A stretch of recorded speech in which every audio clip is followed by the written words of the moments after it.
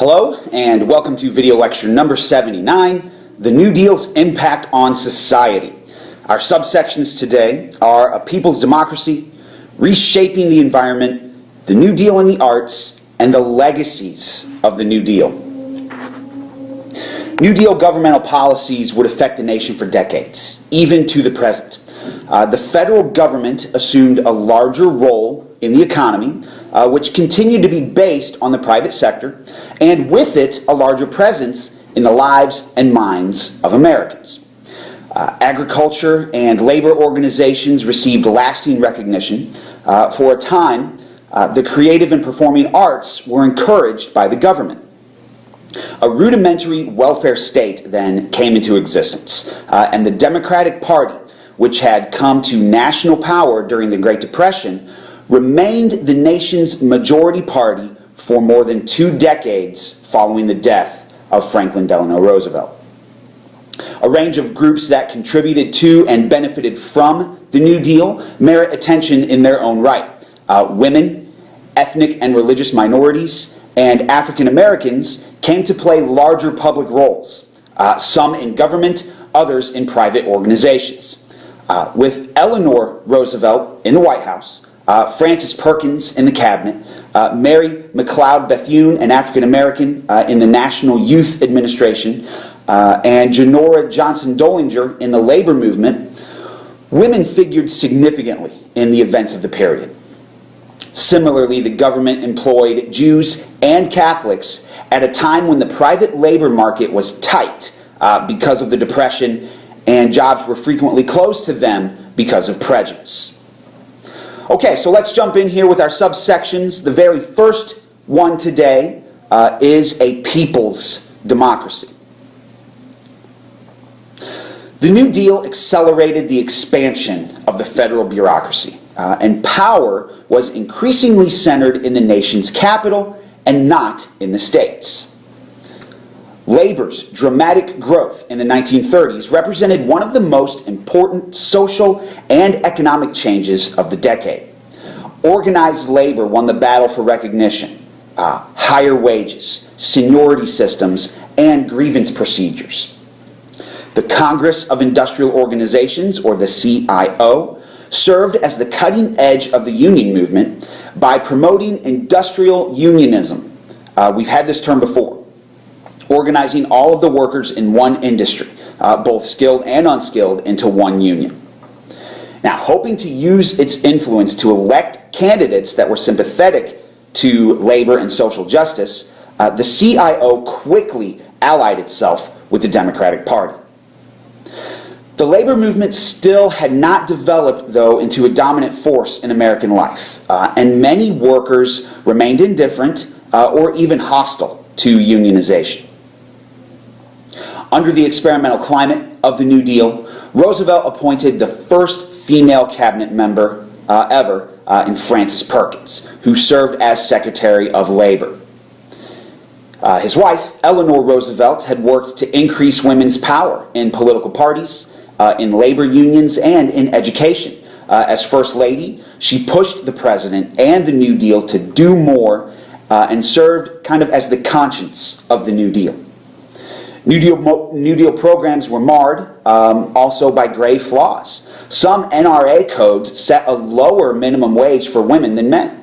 And the Civilian Conservation Corps, the CCC, did not hire women at all. When they did hire women, New Deal programs tended to reinforce the broader society's gender and racial attitudes. Although some New Deal programs reflected prevailing racist attitudes, blacks received significant benefits from programs that were designed for the poor, regardless of race. Yet no significant civil rights legislation was passed during the 1930s. Racism in the South, symbolized by the Scottsboro case of 1931 and the dispossession of sharecroppers by the Agricultural Adjustment Act, forced many blacks to leave the land. Mary McLeod Bethune headed what was called the Black Cabinet, an informal network that worked for fairer treatment of blacks by New Deal agencies. Blacks had voted Republican since the Civil War, But in 1936, blacks outside the South gave Roosevelt 71% of their votes and have remained overwhelmingly Democratic ever since. Now, the Indian Reorganization Act of 1934 and other changes in federal policies under the Indian New Deal were well-intentioned, but did very little to improve the lives of Native Americans. During the 1920s and 1930s, agriculture in California became a big business. Large-scale, intensive, and diversified. Corporate-owned farms produced specialty crops, lettuce, tomatoes, peaches, grapes, and cotton, whose staggered harvests required a lot of transient labor during picking seasons.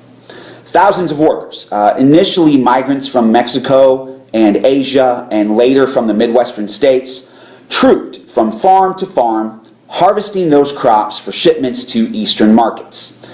Some of these migrants also settled in the rapidly growing cities along the West Coast, especially in the sprawling metropolis of Los Angeles. The economic downturn brought dramatic changes to the lives of thousands of Mexican Americans. A formal deportation policy for illegal immigrants instituted by the Hoover administration was partly responsible for the decline in numbers. But even more Mexicans left voluntarily in the first years of the Depression. Under the New Deal, the situation of Mexican Americans did in fact improve. New Deal initiatives supported jobs in the WPA, the NYA, and the CCC. New Deal programs did not improve the migrant farm labor system, though, under which so many people of Mexican descent labored. But Mexicans joined the New Deal coalition in large numbers because of the Democrats' commitment to ordinary Americans. Men and women of Asian descent, mostly from China, Japan, and the Philippines, formed a tiny minority of the American population, but they were a significant presence in some Western cities and towns. Migrants from Japan and China had long faced discrimination.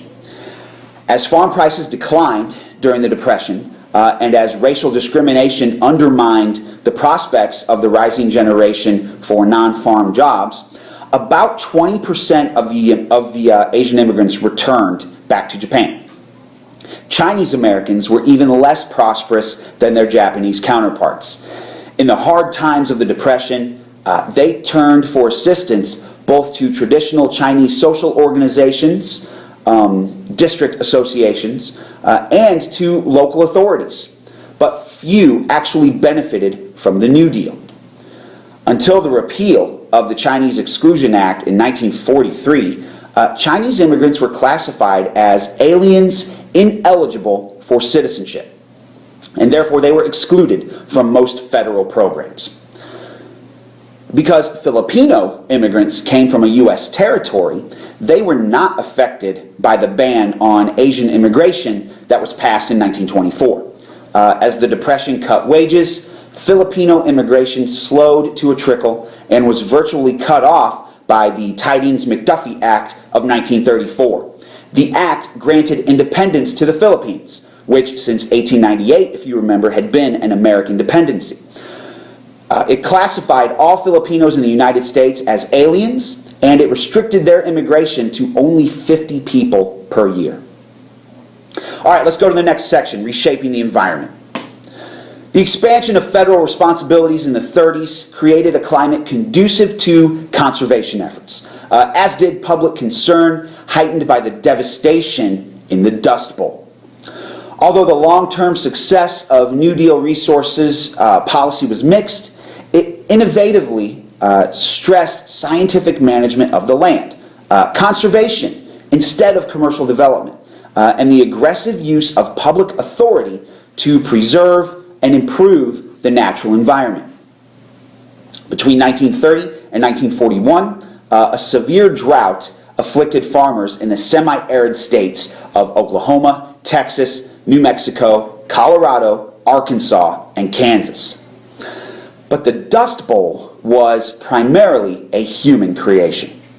farmers had pushed the agricultural frontier beyond its natural limits, stripping the land of its native vegetation and destroying the delicate ecology of the plains. When the rains dried up and the winds came, nothing remained to hold the soil in place.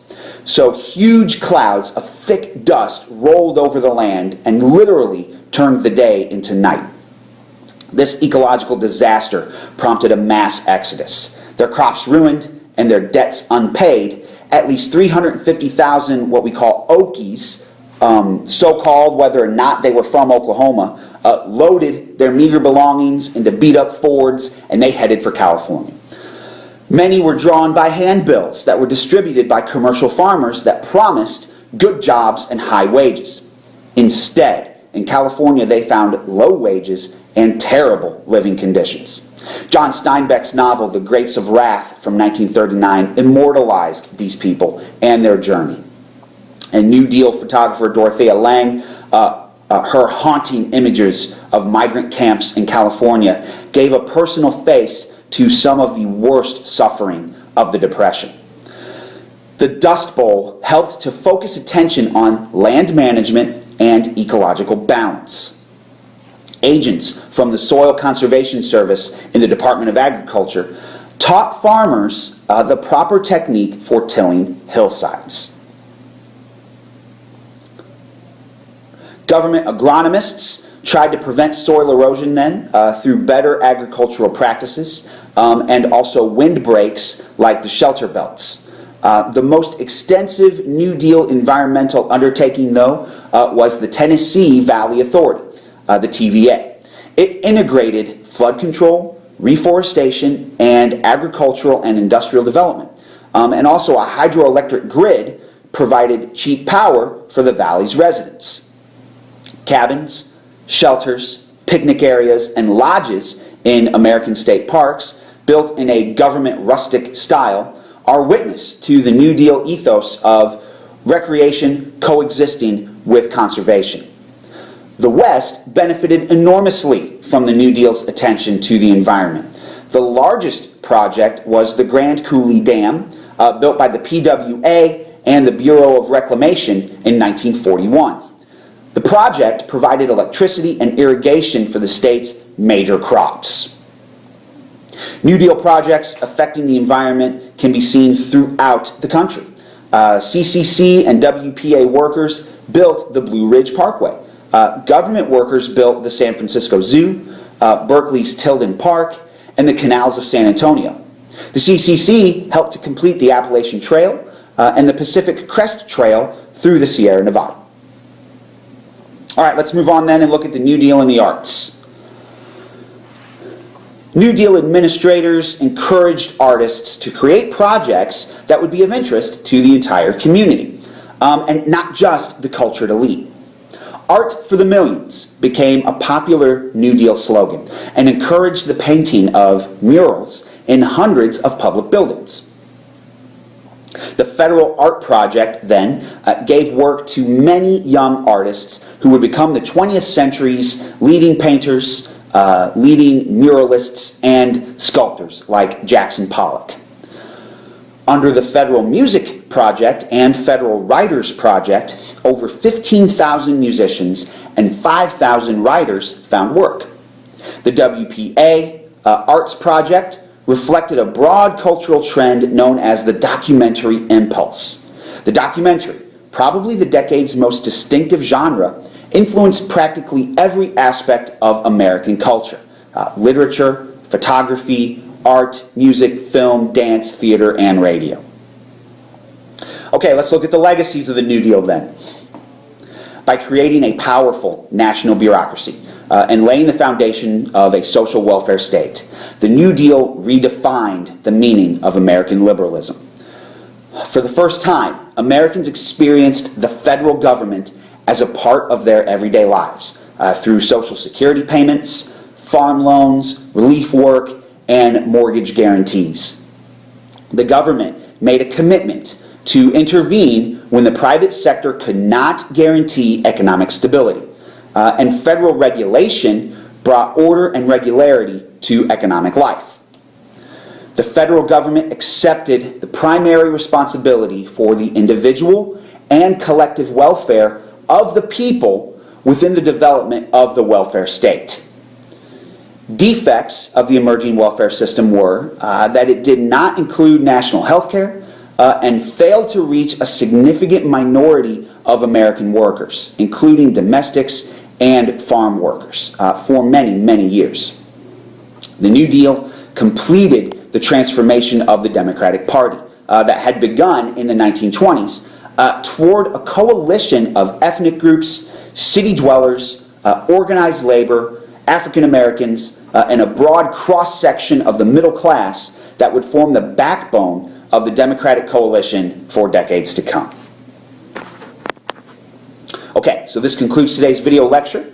At this time, go ahead and answer those review questions and continue on with your work.